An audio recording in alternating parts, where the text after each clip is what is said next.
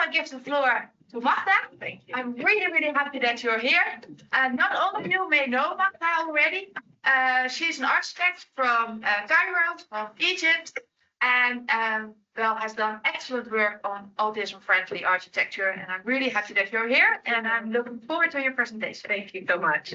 Thank you. It's really a pleasure to be here. Thank you, Caroline, for continuing to invite me. So 25 years ago, autism, neurodiversity, neurodivergence was not part of the architectural vocabulary. No one knew what it was. No one knew how to design for it. And that's the time that I entered this space. So I wanted to share with you today where we've come in those 25 years and where we're heading. But first, I want to start with a belief. I think all of us now take this headline from Metropolis magazine for granted. But again, years ago, this was not the case. We're learning more and more how much when we design for autism, we actually design for everyone. But to do so, first, we have to define who that everyone is, and we have to define how we design for autism. So that everyone is a very, very complex intersectional fabric of humanity. Caroline talked about the very specific diagnostic tools that we use to diagnose and identify autism, but it's much more than that. So I like to approach my work through a lens of intersectionality. If you quickly do a mathematical sum of these numbers, you realize it's more than the hundreds, which means that all of us have multiple identities. And that's important to think about when we're thinking about the everyone. It's also important to think about that how we design for autism needs to be informed by autistic individuals themselves. So this idea of this expertise, I think Caroline spoke about it from the psychological perspective, but this idea of this expertise model from the non-autistic experience, I think, is a faulty one. You cannot speak to the experience of being autistic if you don't have that experience. So our work was to create a series of guidelines that addresses this gap. And I'm illustrating this notion here through the experience of one of the first young boys I worked with in one of the first schools we helped design. And it speaks to the normative standards, specifically eye contact that Caroline mentioned earlier today and Elijah was talking about. So when I first began to design this school, 2002, it was one of the first autism centers in the Middle East and Africa. It was at a time where there was no guidance for designing for autism. I was invited into one of the classrooms doing some exploratory work for my research. And one of the teachers and one of the parents was sharing with me that her son was really struggling in the classroom. And one of the suggestions the teachers made was that he gets into one of the school activities so that he can be more part of the group. And the activity that was suggested was a photography class or a photography club. So one day he was given a list of instructions of things he needed to go out and take photographs of. A puppy, a boy, a house, a cloud, a tree, and he's supposed to come back and show his photographs to class. And he came back the next week. The teacher called the mother, said, "I'm sorry, it's not working. He didn't follow the instructions. He isn't able to understand the assignment, and he won't be able to continue in the photography club." And the mother, in mother's wisdom, asked to see the photographs and asked the teacher to ask her son to explain the photographs. And what they quickly realized, these are recreations. We don't have the original photographs anymore. But what they quickly realized and what he was taking pictures of were not the objects themselves, but the silhouettes, the reflections and the shadows of those objects. And that was his way of navigating his world.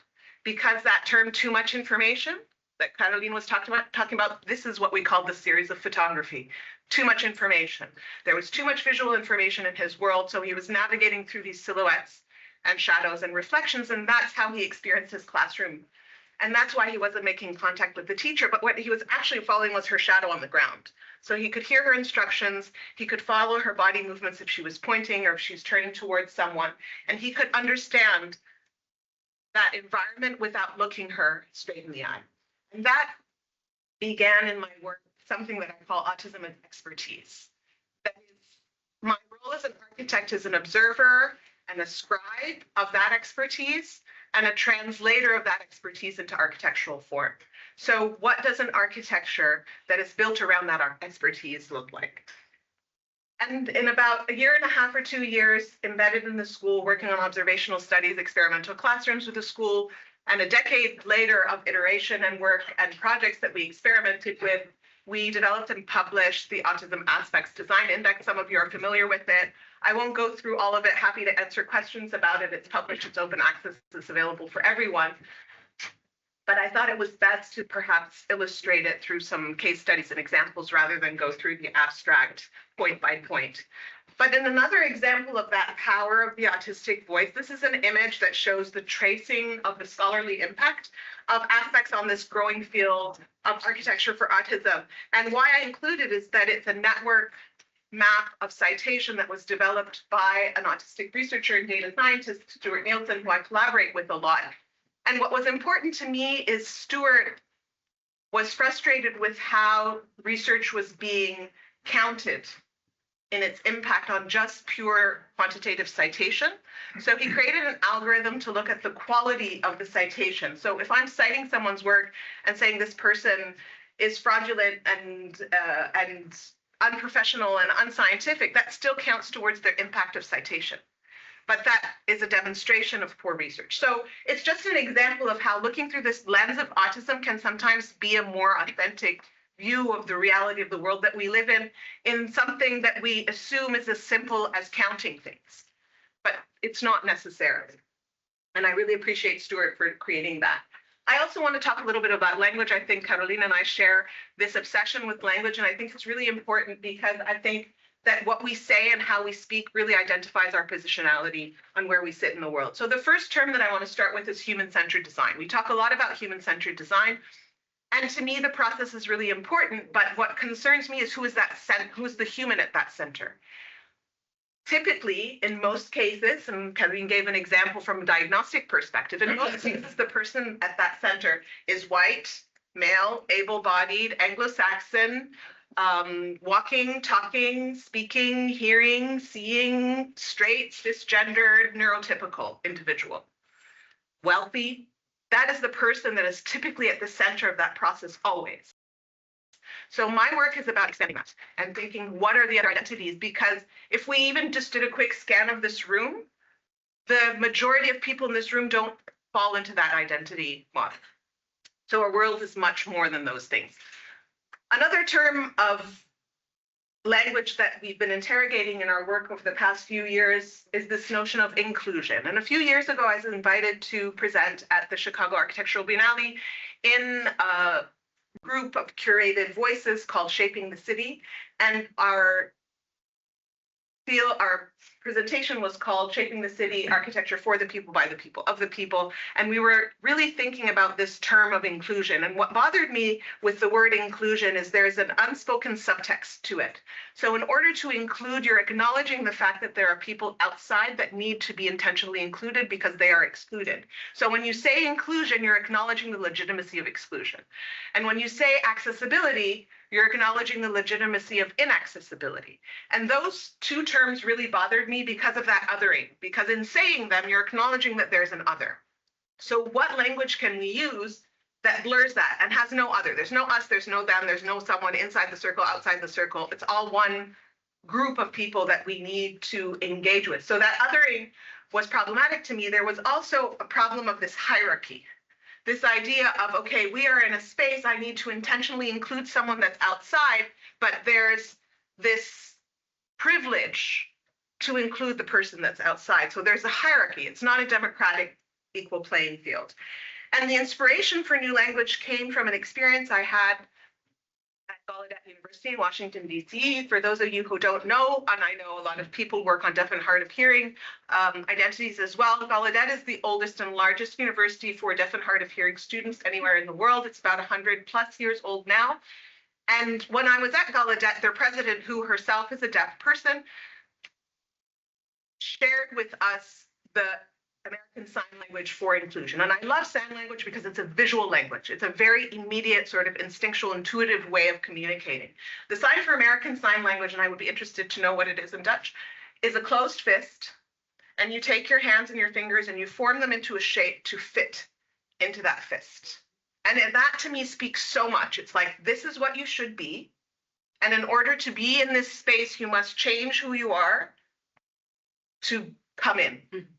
And that is exactly that power structure of inclusion.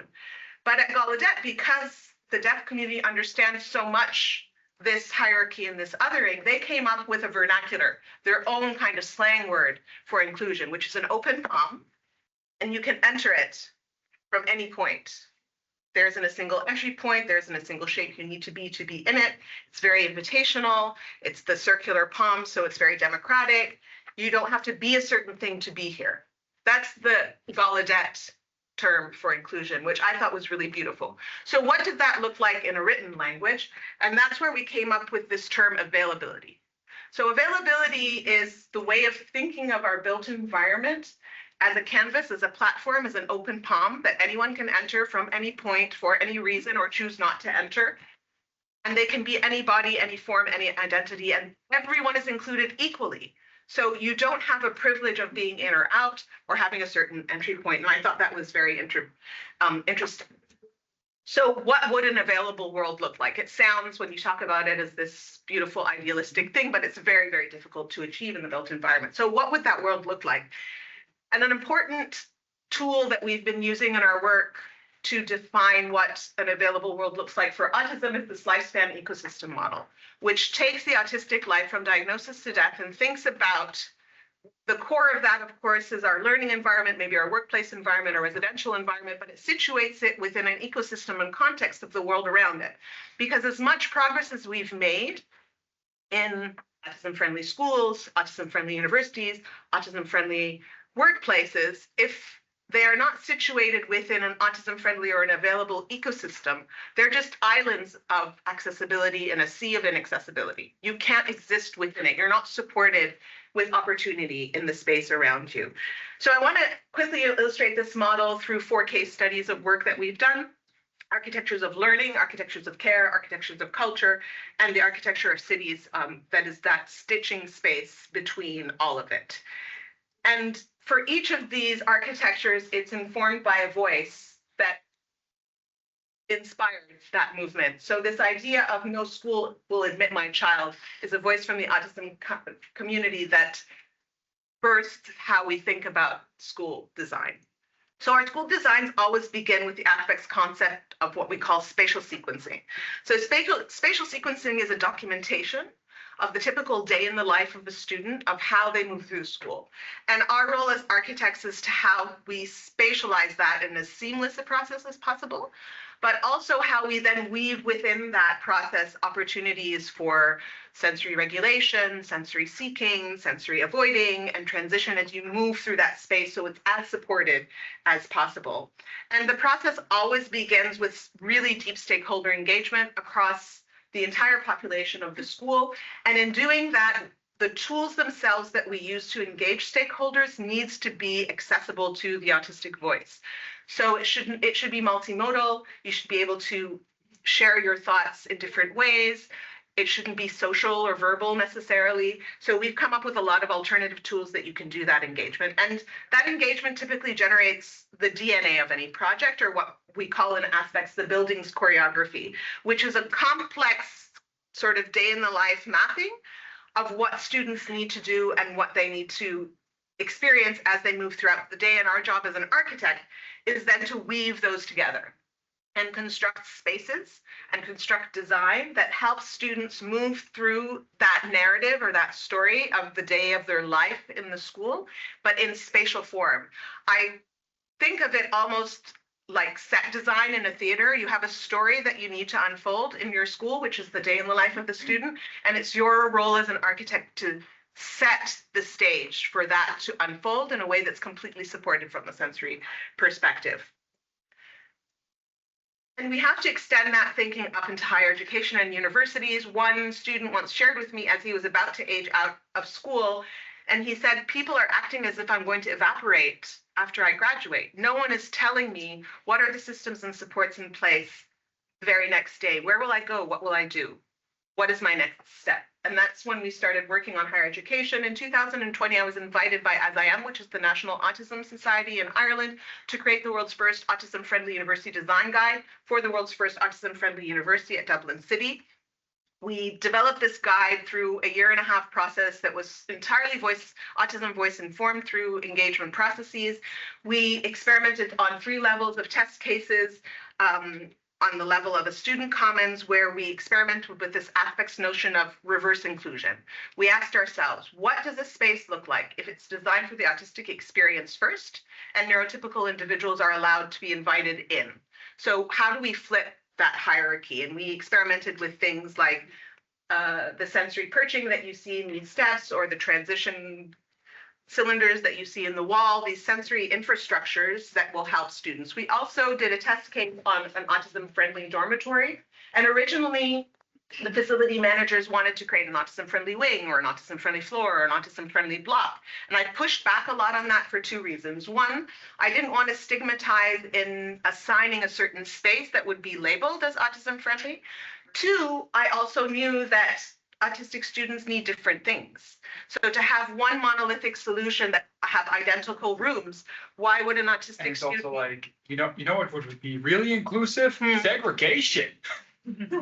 Complete. Have autism Yeah. house? Let's put all the autistic kids on this one floor. Right, good idea. How inclusive is that? And this assumption that they all need exactly the same room. Why wouldn't autistic students' rooms not look as different as neurotypical student dorm rooms look like? And even in the very, very small limited footprint of a student dorm, we were still able to achieve some aspects, principles of compartmentalization. So there was a space for study, there was a space for sleep. One of the big problems that the students shared with us was their sleep patterns. So we were able to integrate lighting that helped support the natural biological clock through circadian rhythm lighting that goes from warm to cool to warm throughout the day to mimic what it's like to be in sunlight. And that's on an automatic monitor that the students can use in their space. At the scale of the campus, we also experimented with what I call a sensory pathway. It's named after the student that inspired it. We call it a Milena pathway. Milena was a student who, in navigating through DCU, showed me these little pockets and interstitial spaces and quiet pathways that she used to get around campus that she had found herself. And so we just stitched them together, made them accessible, made sure they were clean and well lit and and had good greenery and places to sit. And then we proposed scattering along them what I call an escapescape, which is a landscape of sensory regulation places where people can escape to along that sensory pathway that can help support you as you're moving from one stimulation level to another. And we also experiment with that on the level of cities.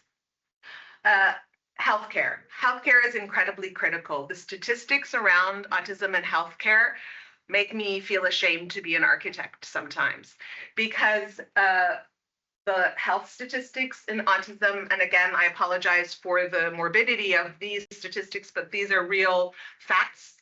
Delays in treatment, shorter lifespans for no physiological reason related to the autism diagnosis at all.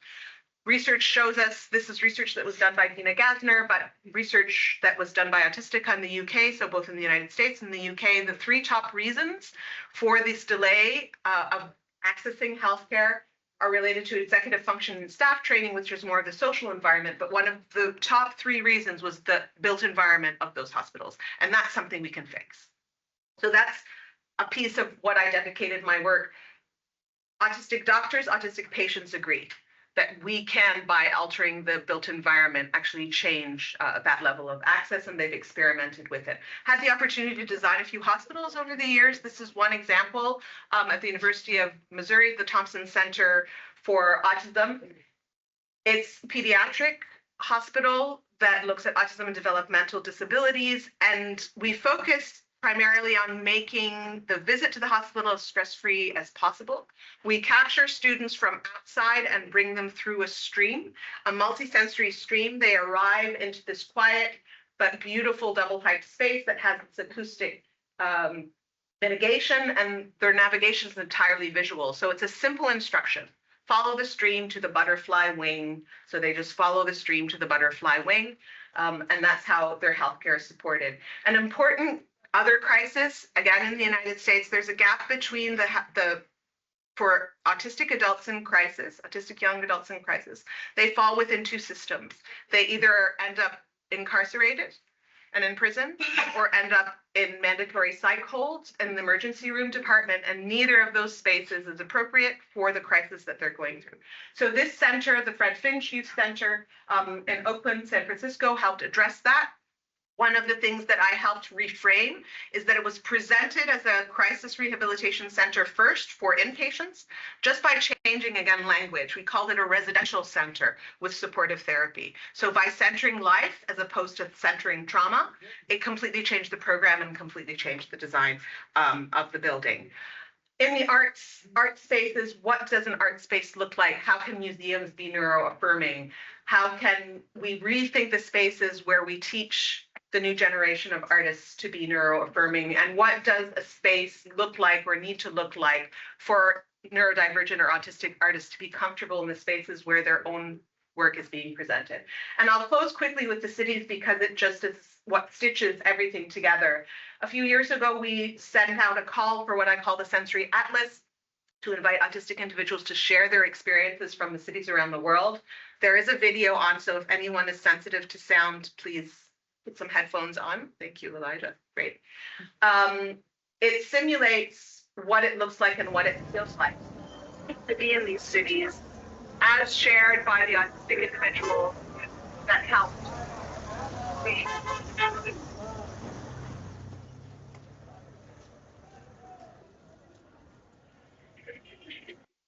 It was an interactive installation, and we invited individuals to gauge their sense of anxiety and calm. So as you go into that installation, you hear that audio in the background, you see all this motion happening around you, you see images of what it looks like to be in these overwhelming cities, and then you're invited to step away into an escapescape, which is a sensory alcove of space that's acoustically mitigated. And we did a simple score. How stressed did you feel before? How stressed did you feel after? We surveyed 200 people. Yes. Yes, this is something I'd like to bring up when it comes to these type of things with cities, especially when it comes to the idea of when you design for autistic people, you design for everyone. There's an example I like to bring up all the time, and it's kind of weird, but bear with me. When cities design themselves to be anti-homeless people, like hostile infrastructure, like making sure there are no benches, or that what benches there are not comfortable to lay on, etc. What often happens, though, and you hear citizens of the city complain about this, is that now there's no place for them to sit. Right. Now there's no place for them to comfortably rest. Right. Because in making the architecture hostile for homeless people, they also made it hostile towards the normal people. Absolutely. And that kind of shows that, like, when you design one way in a public space, you design for everybody that inhibits that space. Positively or negatively. Yeah. From a design term, we call that discriminatory design. Yeah. So to design intentionally to exclude someone's experience, whether it's an unhoused person or someone else, that should be illegal, in my opinion, from an accessibility perspective. I hate the idea of hostile architecture. I think it should be illegal. I think it's like, hey, instead of fixing our homeless problem, let's make the city worse for everyone. Spaces for everyone. I agree with you completely. So what we learned from that little city installation was that those escape spaces, we knew that at least they wouldn't pose harm to anyone. We knew many people may enjoy them. We didn't realize that it's almost statistically as effective in reducing stress and anxiety in neurotypical people as it was in neurodivergent individuals. And we've since been able to include that work. This is work that I'm doing currently in Washington, D.C., in Pennsylvania Avenue's urban renewal of the street, to think about how we can bring the neurodivergent experience into the accessibility of those spaces. And with Caroline and her team, we're also now developing an aspect compliance rating score so that buildings and systems and built environments can score themselves against all of these principles. But back, just as I close, to our first idea or first thought, that when we design for autism, we design for everyone. But I think when we design with autism and the expertise of autism and design by autism through the lens of autism, we design even better for everyone. And I'll just leave you as we close with this short video. I hope it runs because it is very beautiful. From my colleague and friend, Stuart Nielsen, who created this beautiful video compilation of the view out of his window during COVID when he was in lockdown in Cork. And his discovery through these video compilations that he was using just to look at the world through his autistic eye, he realized that the gulls, as they moved through Cork, were tracing the pattern of the streetscape below. which was something no one had ever discovered before. And I think it's just such a beautiful example of that autistic lens and the value and the beauty that it can show us. Thank you very much.